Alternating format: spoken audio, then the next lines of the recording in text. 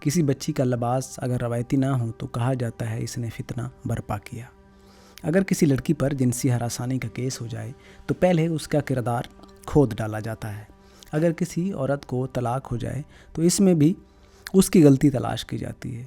گویا یہ معاشرہ اس ایک نازک، حساس اور مسلسل ظلم سہتی مخلوق کو ہی ہر بگاڑ کا مرکز و محور سمجھ بیٹھا ہے، جیسے دنیا کی ہر تباہی عورت کے وجود سے جڑی ہوئی ہے، یہاں تک کہ مسجد کے خطبے، میڈیا کی رپورٹنگ، والدین کی تربیت اور گلی محلوں کی چائے کی دکانوں تک ہر گفتگو عورت کے پردے، کردار، زبان، چال، لباس اور عزت سے شروع ہو کر اسی پر ختم ہوتی ہے۔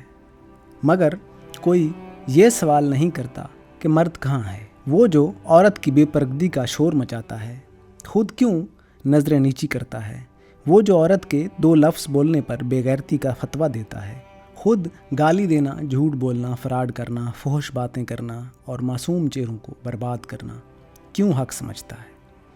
کب ہم یہ بات مانیں گے کہ عورت کے کردار سے پہلے مرد کی تربیت ضروری ہے؟